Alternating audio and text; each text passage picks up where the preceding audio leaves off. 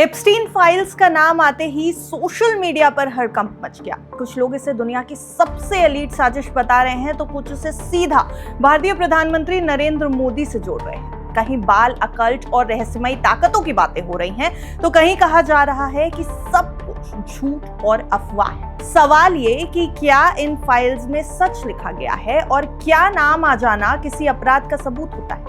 यही समझने के लिए जरूरी है शोर से अलग हटकर पूरे मामले को फैक्ट्स यानी तथ्यों के साथ देखा जाए। हेलो एंड वेलकम, आप देख रहे हैं गुड रिटर्न्स। मैं हूं आपके साथ अर्णिमा द्विवेदी। जेफरी एप्स्टीन एक अमेरिकी फाइनेंशियल जिन्हें नाबालिग लड़कियों के यौन शोषण और ट्रैफिकिंग के मामले में दोषी ठहराया गया। साल 2007 में सजा हुई, 2019 में जेल में मौत हुई।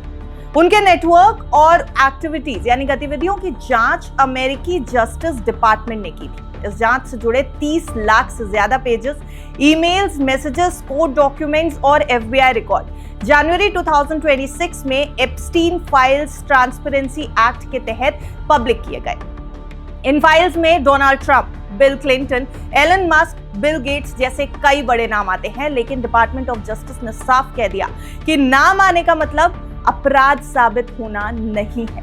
ज्यादातर कॉन्टेक्स्ट नेटवर्किंग या फिर बिजनेस कॉन्टैक्ट्स के।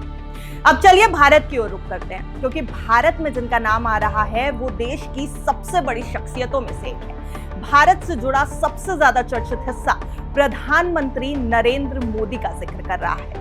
दस्तावेजों के मुताबिक 6 जुलाई 2017 का एक ईमेल सामने आया जिसे एप्स्टीन ने किसी जेबर रॉय को लिखा था। इसमें दावा किया गया कि इंडियन प्राइम मिनिस्टर मोदी ने सलाह ली और इजराइल यात्रा अमेरिकी राष्ट्रपति के फायदे के लिए थी। इट वर्क्ड जैसे शब्दों का इस्तेमाल किया गया विद इन द कोट्स। यहाँ दो बातें साफ है, ये ईमेल प्रधानमंत्री मोदी का नहीं है और ना ही उन्हें भेजा गया।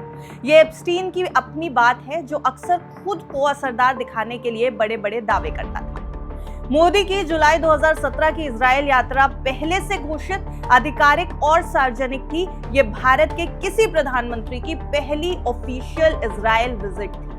इस ईमेल में प्रधानमंत्री मोदी और एप्स्टीन के बीच किसी भी मीटिंग, कॉल या सीधे संपर्क का कोई सबूत नहीं मिलता।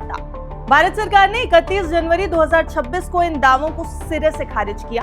विदेश मंत्रालय के प्रवक्ता ने इसे एक दोषी अपराधी की बकवास कल्पनाएं बताया और यह भी कहा कि मोदी की यात्राएं पूरी तरह आधिकारिक थीं, एप्स्टीन की कोई भूमिका नहीं थी। बीजेपी ने विपक्ष पर फर्जी ईमेल और गलत व्याख्या फैलाने का आरोप भी लगा दिया।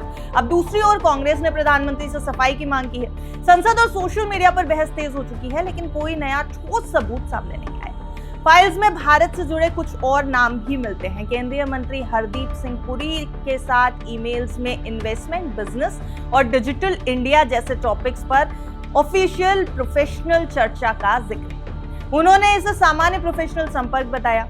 कुछ और नाम की तरफ चलिए, जैसे दीपक चोपड़ा या फिर मीरा नायर। सिर्फ नेम ड्रॉपिंग या रेडिक्टेड संदर्भों में ये है।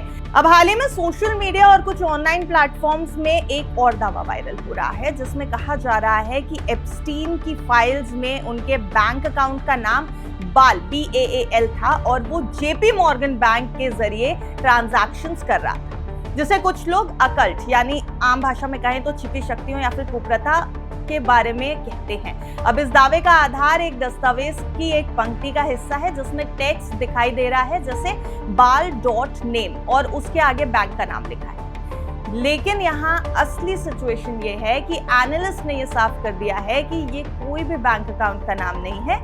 ये स्कैन किए गए डॉक्यूमेंट्स पर OCR यानी ऑप्टिकल कैरेक्टर रिकॉग्निशन की वजह से बैंक नेम का गलत पढ़ा गया एक टेक्स्ट है। एक्चुअली अगर देखा जाए तो वास्तव में अकाउंट का नाम था one clear lake centre LLC, ना कि बाल जैसे कोई देवता। अब इसे गलत पढ़ाई के कारण ही ऑनलाइन लोग प्राचीन देवता बाल से जोड़ रहे थे और अजीब गरीब धार्मिक और अकल्ट व्याख्याएं भी दे रहे थे। JP मॉर्गन या किसी भी बैंक की भूमिका पर कुछ अलग तरह की चर्चाएं भी है, जैसे कि कुछ सीनियर रिपोर्ट्स में यह कहा गया कि इनसे जुड़े वित्तीय ट्रांजैक्शन यानी फाइनेंशियल ट्रांजैक्शंस पर सवाल उठाए जा रहे हैं। लेकिन ये अलग और जंक्शन व्यापार से रिलेटेड बातचीत है, ना कि अकल्ट धर्म से जुड़ा कोई भी संकेत। इन टॉपिक्स पर अलग तरह की कानूनी और फाइनेंशियल जांच वैसे भी चल रही है। कुल मिलाकर एप्स्टीन फाइल्स ने ग्लोबल लेवल पर ताकतवर नेटवर्क्स पर सवाल खड़े किए और सोशल मीडिया पर इसका बड़ा शोर है। लेकिन डीओजे ने कोई भी नई चार्जशीट दाखिल नहीं की। भारत से जुड़े कॉन्टेक्स्ट में अभी तक कोई भी प्रत्यक्ष आपराधिक सबूत सामने नहीं आया और ये वीडियोस वेरीफाइड भी नहीं है, इसका भी ध्यान रखिएगा। इसलिए कॉन्टेक्स्ट यही है कि कोई भी निष्कर्ष नामों का उल्लेख अपने आप में कोई भी क्राइम सिद्ध नहीं कर रहा, कोई भी दोष सिद्ध नहीं कर रहा। अगर भविष्य में ठोस सबूत सामने आते हैं तो जांच होनी चाहिए, लेकिन फिलहाल जो अवेलेबल डॉक्यूमेंट्स हैं उनके आधार पर पब्लिक को जल्दबाजी में किसी भी डिसीजन पर नहीं पहुंचना चाहिए। और इसमें जो नाम है वो काफी बड़ी शख्सियतों के नाम है, इसलिए जब तक वेरीफाइड वीडियो सामने नहीं आते सोशल मीडिया पर बहस करना सही है, लेकिन किसी भी जजमेंट पर पहुंचना नहीं। आपको एप्स्टीन पर दिया ये एक्सप्लेनर वीडियो कैसा लगा कमेंट सेक्शन में जरूर बताइए। देखते रहिए गुड।